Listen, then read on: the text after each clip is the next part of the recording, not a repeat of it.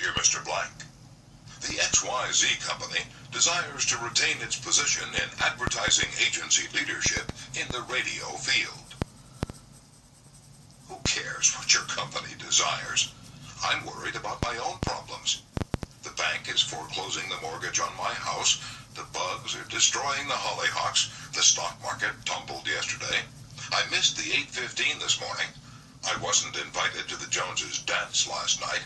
The doctor tells me I have high blood pressure and neuritis and dandruff. And then what happens? I come down to the office this morning worried, open my mail, and hear some little whippersnapper off in New York yapping about what his company wants. Bah! If he only realized what sort of impression his letter makes, he would get out of the advertising business and start manufacturing sheep dip. This agency's national advertising accounts were the bulwark of the network. Our subsequent clearances of station time have kept us at the top of agencies year after year. You are big and rich and right at the top, are you? So what? I don't give two hoops and Hades if you're as big as General Motors and General Electric and the General Staff of the U.S. Army all combined. If you had as much sense as a half-witted hummingbird, you'd realize that I'm interested in how big I am, not how big you are. All this talk about your enormous success makes me feel small and unimportant. We desire to service our accounts with the last word on radio station information. You desire, you unmitigated ass. I'm not interested in what you desire, or what the President of the United States desires. Let me tell you once and for all that I am interested in what I desire, and you haven't said a word about that yet in this absurd letter of yours. Will you therefore put the XYZ company on your preferred list for weekly station information, every single detail that will be useful to an agency in intelligently booking time? Preferred list? You have your nerve. You make me feel insignificant by your big talk about your company, and then you ask me to put you on a preferred list, and you don't even say please when you ask it. A prompt acknowledgement of this letter, giving us your latest doings, will be mutually helpful. You fool. You mail me a cheap form letter, a letter scattered far and wide like the autumn leaves, and you have the gall to ask me, when I'm worried about the mortgage and the hollyhocks and my blood pressure, to sit down and dictate a personal note acknowledging your form letter, and you ask me to do it promptly. What do you mean, promptly? Don't you know I'm just as busy as you are, or at least I like to think I am? And while we're on the subject, who gave you the lordly right to order me around? You say it will be mutually helpful. At last, you have begun to see my viewpoint, but you're vague about how it will be to my advantage. Very truly yours, John Doe, Manager, Radio Department.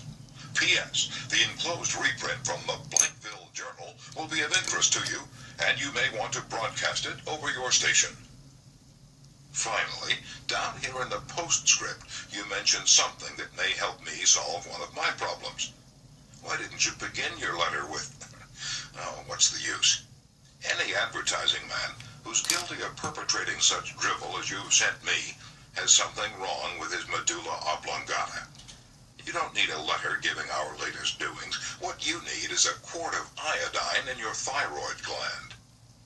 Now, if people who devote their lives to advertising and who pose as experts in the art of influencing people to buy, if they write a letter like that, what can we expect from the butcher and the baker or the auto mechanic? Here's another letter written by the superintendent of a large freight terminal to a student of this course, Edward Vermillion. What effect did this letter have on the man to whom it was addressed? Let me read it to you, and then I'll tell you. A. Zarrega's Sons, Incorporated, 28 Front Street, Brooklyn, New York, 11201. Attention, Mr. Edward Vermillion. Gentlemen, the operations at our outbound rail receiving station are handicapped because a material percentage of the total business is delivered us in the late afternoon. This condition results in congestion, overtime on the part of our forces, delays to trucks, and in some cases delays to freight. received from your company a lot of 510 pieces, which reached here at 4:20 p.m. We solicit your cooperation toward overcoming the undesirable effects arising from late receipt of freight. May we ask that on days on which you ship the volume which was received on the above date, effort be made either to get the truck here earlier or to deliver us part of the freight during the morning. The advantage that would accrue to you under such an arrangement would be that of more expeditious discharge of your trucks and the assurance that your business would go forward on the date of its receipt. Very truly yours, John Brown, Superintendent. After reading this letter, Mr. Vermillen, sales manager for A. Zarega Sons Incorporated, sent it to me with the following comment. This letter had the reverse effect from that which was intended. The letter begins by describing the terminal's difficulties, in which we're not interested, generally speaking. Our cooperation is then requested without any thought as to whether it would inconvenience us. And then, finally, in the last paragraph, the fact is mentioned that if we do cooperate, it will mean more expeditious discharge of our trucks, with the assurance that our freight will go forward on the date of its receipt. In other words, that in which we are most interested is mentioned last, and the whole effect is one of raising a spirit of antagonism rather than of cooperation. Let's see if we can't rewrite and improve this letter. Let's not waste any time talking about our problems. As Henry Ford admonishes, let's get the other person's point of view and see things from his or her angle as well as from our own. Here's one way of revising the letter. It may not be the best way, but isn't it an improvement? Mr. Edward Vermillen, care of A. Zarega Sons Incorporated, 28 Front Street, Brooklyn, New York, 11201. Dear Mr. Vermillen, your company has been one of our good customers for 14 years. Naturally, we're very grateful for your patronage and are eager to give you the speedy, efficient service you deserve. However, we regret to say that it isn't possible for us to do that when your trucks bring us a large shipment late in the afternoon, as they did on November 10th. Why? Because many other customers make late afternoon deliveries also. Naturally, that causes congestion. That means your trucks are held up unavoidably at the pier, and sometimes even your freight is delayed. That's bad, but it can be avoided. If you make your deliveries at the pier in the morning, when possible, your trucks will be able to keep moving. Your freight will get immediate attention, and our workers will get home early at night to enjoy a dinner of the delicious macaroni and noodles that you manufacture. Regardless of when your shipments arrive, we shall always cheerfully do all in our power to serve you promptly. You are busy, please don't trouble to answer this note. Yours truly, John Brown, Superintendent. Barbara Anderson, who worked in a bank in New York, desired to move to Phoenix, Arizona because of the health of her son. Using the principles she had learned in our course, she wrote the following letter to 12 banks in Phoenix. Dear Sir, my 10 years of bank experience should be of interest to a rapidly growing bank like yours. In various capacities in bank operations with the Bankers Trust Company in New York, leading to my present assignment as branch manager, I have acquired skills in all phases of banking, including depositor relations, credits, loans, and administration. I will be relocating to Phoenix in May, and I am sure I can contribute to your growth and profit.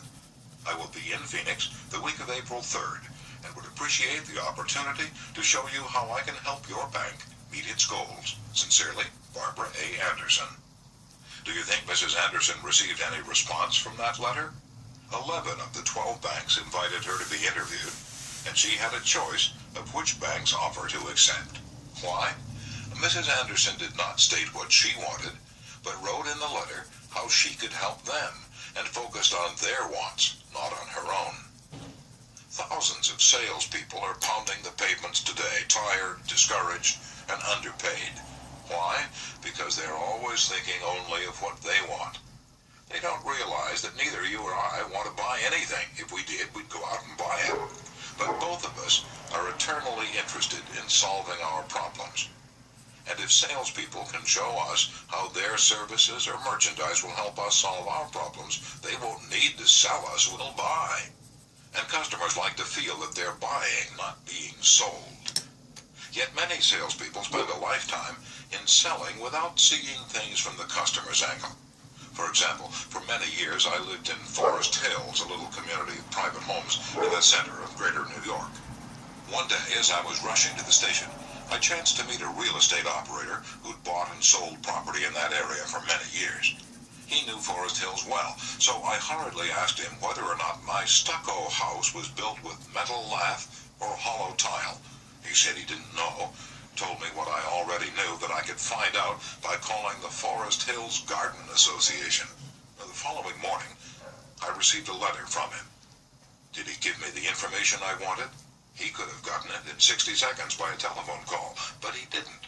He told me again that I could get it by telephoning, and then asked me to let him handle my insurance. He was not interested in helping me. He was interested only in helping himself. J. Howard Lucas of Birmingham, Alabama, tells how two salespeople from the same company handled the same type of situation. He reported, "Several years ago, I was on the management team of a small company. Headquartered near us was the district office of a large insurance company.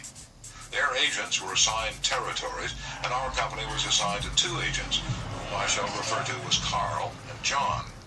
One morning, Carl dropped by our office and casually mentioned that his company had just introduced a new life insurance policy for executives and thought we might be interested later on, and he'd get back to us when he had more information on it. The same day, John saw us on the sidewalk while returning from a coffee break, and he shouted, 'Hey, Luke, hold up, I have some great news for you fellows.' He hurried over and very excitedly told us about an executive life insurance policy his company had introduced that very day. It was the same policy that Carl had casually mentioned. He wanted us to have one of the first issued. He gave us a few important facts about the coverage and ended saying, 'The policy's so new, I'm going to have someone from the home office come out tomorrow and explain it. Now, in the meantime, let's get the application signed and on the way so we can have more information to work with.' His enthusiasm aroused in us an eager want for this policy, even though we still did not have details. When they were made available to us, they confirmed John's initial understanding of the policy, and he not only sold each of us a policy, but later doubled our coverage. Carl could have had those sales, but he made no effort to arouse in us any desire for the policies. The world is full of people who are grabbing and self-seeking, so the rare individual who unselfishly tries to serve others has an enormous advantage. He has little competition. Owen D. Young, a noted lawyer and one of America's great business leaders, once said, "People who can put themselves in the place of other people, who can understand the workings of their minds, need never worry about what the future has in store for them." If you get just one thing out of this book, an increased tendency to think always in terms of other people's point of view and see things from their angle, if you get just that one thing, it may easily prove to be one of the building blocks of your career. Looking at the other person's point of view and arousing in him an eager want for something is not to be construed as manipulating that person so that he will do something that is only for your benefit at his detriment. Each party should gain from the negotiation. In the letters to Mr. Vermeulen, both the sender and the receiver of the correspondence gained by implementing what was suggested. Both the bank and Mrs. Anderson won by her letter in that the bank obtained a valuable employee and Mrs. Anderson a suitable job. And in the example of John's sale of insurance to Mr. Lucas, both gained through this transaction. Another example in which everybody gains through this principle of arousing an eager want comes from Michael E. Whidden of Warwick, Rhode Island, who's a territory salesman for the Shell Oil Company. Mike wanted to become the #1 salesperson in his district, but one service station was holding him back. It was run by an older man who could not be motivated to clean up his station. It was in such poor shape that sales were declining significantly. This manager would not listen to any of Mike's pleas to upgrade the station. After many exhortations and heart-to-heart talks, all of which had no impact, Mike decided to invite the manager to visit the newest Shell station in his territory.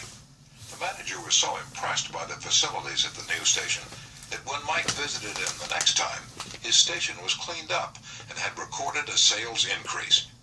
This enabled Mike to reach the #1 spot in his district. All his talking and discussion hadn't